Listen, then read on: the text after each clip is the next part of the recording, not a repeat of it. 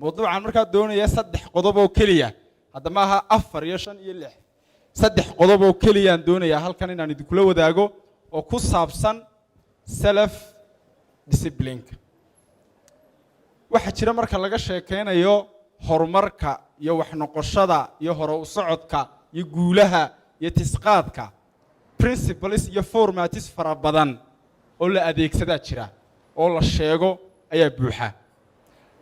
qodobkan marka self discipline ku ama edbinta naftu inaad naftaada dirqido oo aad ku dirqido wixii danteeda ahay waa halka ay ka dhasho guushaadu ama ay ka dhalmadeyso guushaadu meela socotaa marka waxaan doonayaa saddexda qodob inaan ugu horeysiyo qodobkan pay close attention haddaad walaashay aad rabto naftaada inaad edeb u yeesho aad tarbiyeyso danteeda inay raacdana aad ku dirqido oo aad ka reebto inay daba gasho hawadeeda waxa aad ku khasban tahay oo laga rabaa inaad leedahay bartilmaameed yool iyo hadaf in English set a goal hadaf yeelo maxaan u jeedaa markaa macnaheedu waa maxay waxaan u jeedaa nafta inaad dirqiday iyo inay hawadeedii raacday maxaa lagu ogaanayaa waa inuu meesha halbeeg jiradii soo maaha marka hadafku waa halbeeg cabiraya maxay inaad naftaadii edbiday oo aad danteedii ku dul haysay iyo inaad naftaadii fasaxday oo aad hawada u ogolaatay si kale macna kale oo buuran baa halkan ku jiro kafada ama miisaanka waxa la yiraahdo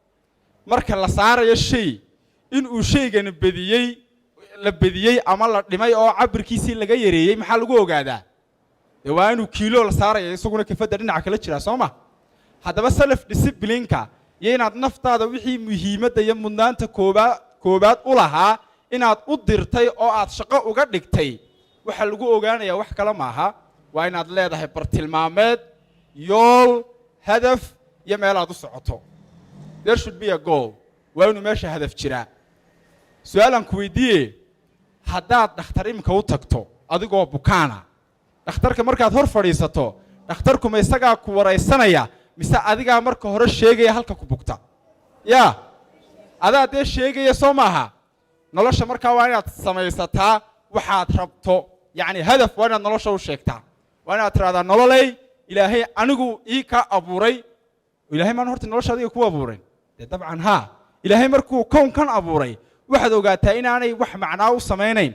laakiin markuu adiga ilaahay ku keenay kownka ayuu ilaahay kownka macno u sameeyey adigana waxa laga dhigay khaliifka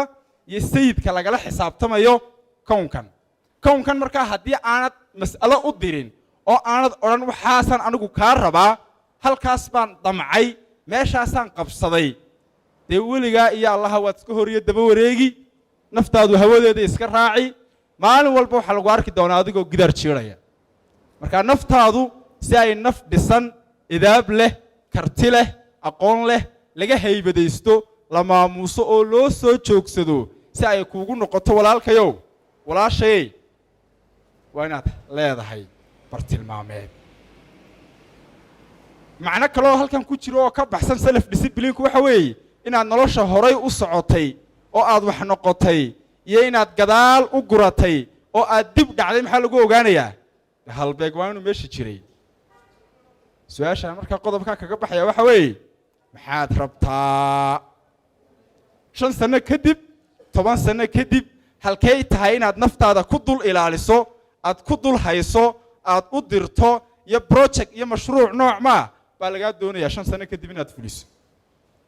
jawaabteeda adan kaaga baxaya